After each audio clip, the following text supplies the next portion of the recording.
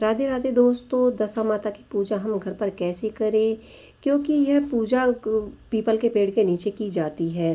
तो यहाँ पर हम घर पर ही पूजा करने वाले हैं। तो हमने यहाँ पर एक चौकी बिछा ली है। चौकी पर हमने दशा माता का फ़ोटो निकाल लिया है। देखिए, अगर कोई फ़ोटो की प्रॉब्लम है तो आप इसे नेट द्वारा भी निकलवा सकते हैं, नहीं तो आसपास में जो मंदिर है या जो पूजा सामग्री की शॉप है, ये फ़ोटो यहाँ पर आसानी से मिल जाता है। इसके बाद एक आप कोरा पेपर लीजिए या दीवार पर भी आप यह स्वास्तिक बना सकते हैं। 10 टिक्कियाँ सिंदूर की लगा सकते हैं। और यहाँ पर हमने हल्दी के और कुमकुम के थापे लगाए हैं, या आप इन्हें दीवार पर भी लगा सकते हैं। इसके बाद लोटे में आप एक फूल से माता को स्नान करा दीजिए, स्वास्तिक को स्नान करा दीजिए, और लोटे पर भी आप 10 कुमकुम की या हल्दी की टिक्कियाँ लगा दीजिए। इसके बाद माता को टीका लगाइए, उनकी सवारी को टीका लगाइए, उनके चरणों पर कुमकुम लगाइए। हमने यहाँ पर कुमकुम लगा लिया है। इसके बाद हमें गणेश जी की स्थापना करनी है। यहाँ पर हमें दीपक स्थापित करना है। तो इस तरह से हमने चावल का आसन दे दिया है, और जो सुपारी पर हमने कलावा से गणेश जी की स्थापना की थी, हमने गणेश जी की स्थापना कर दी है। दशा माता की पूजा में जो भी फूल फल आप लाए हों, इस तरह से आप माता को माला पहना दीजिए। जो दक्षिणा आपके पास हो आपको वो चढ़ानी है। हो सके तो आप 10 सिक्के ही चढ़ाइए। अगर आप यह व्रत दुल्हनडी के अगले दिन से ही या दुल्हनडी से ही शुरू करने वाले हैं तो आप माता को गुलाल जरूर चढ़ाइए। मैंने यहाँ पर गुलाल चढ़ा दिया है।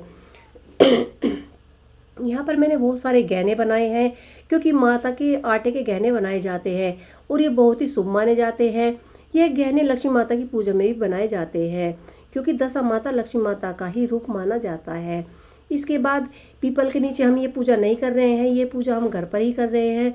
तो यहाँ पर हमने 10 पीपल के या 5 पीपल के आप पत्ते भी आप पूजा में अवश्य चढ़ाएं। जो भी आपने फूल लिए हैं, इस तरह से दीपक के पास आप फूल सजा दीजिए। और जो आपने हलवा, खीर, पूरी, जो भी मीठा भोग बनाया है वो भी आप पूजा में चढ़ा दीजिए। इसके बाद जो आपका पुराने वाला 10 गांठों का धागा है और जो है उसे आप माता की तिजोरी में रख दीजिए, क्योंकि ये हमें पीपल के नीचे दबाने हैं। और जो नया वाला धागा अब की साल का हमने नया लिया है, उसे आप हल्दी कुमकुम चढ़ाकर माता के चरणों में रख दीजिए। इसके बाद उन पर हल्दी चढ़ाइए, कुमकुम चढ़ाइए, और जो जौ के दाने लिए हैं 10 जौ के दाने चढ़ाइए, या गेहूं के दाने भी आप चढ़ा सकते हैं। इसके बाद हमने यहाँ पर हाथ में चावल ले लिए हैं, जो धागा बनाया वो धागा ले लिया है। और इसके बाद आपको दशा माता की कहानी सुननी चाहिए, उनकी कथा सुननी चाहिए और माता से प्रार्थना करनी चाहिए कि हे माता दशा माता, हमारे घर की जो दशा है उसमें प्रगति लाए, हमारे घर की दशा को सुधारे, उसमें सुधार लाए, सभी कार्यों को सुधार लाए, और व्यापार में भी सुधार लाए, और बच्चों की परिस्थितियों में हमेशा सुधार लाए, और हमने हमारे घर पर सुख समृद्धि धन की कृपया बनाए रखे। इसके बाद हम एक पीपल का पत्ता ले लेंगे, उस पर हम दशा माता की आकृति बनाएंगे। ये हमने हल्दी से दशा माता की आकृति बना ली है।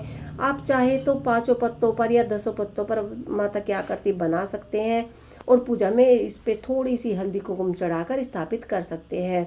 लेकिन हमने यहाँ पर एक पत्ते पे ही माता की आकृति बनाई है, क्योंकि हमने दशा माता की फोटो पूजा में स्थापित की है, इसलिए आप एक पत्ते पर भी माता की फोटो बना सकते हैं। उसके बाद जो आपने आटे के माता के गहने बनाए हैं उनकी अच्छे से पूजा कीजिए, और माता की तिजोरी में जो धागा आपने पुराने वाला रखा है उसे पीपल के पेड़ के नीचे दबवा दीजिए। और जो नया धागा हमने अब की बार जो हमने माता का 10 गांठों का जो डोरा लिया है, उसे पूजा के बाद अपने गले में मंगलसूत्र में लपेट कर पहन लीजिए।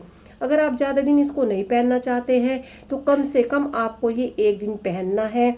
उसके बाद आपको शुभ मुहूर्त देखकर इसे उतार कर अपने गले के मंगलसूत्र या माला के साथ ही लपेट कर रख देना है। अगले साल जब हम होली पर दुल्हनडी पर दूसरा धागा लेंगे, माता का डोरा लेंगे, तब इसको हम पुराने को पीपल के पेड़ के नीचे दबा देंगे और नए डोरे को हम पूजा के साथ अपने गले में पहन लेंगे।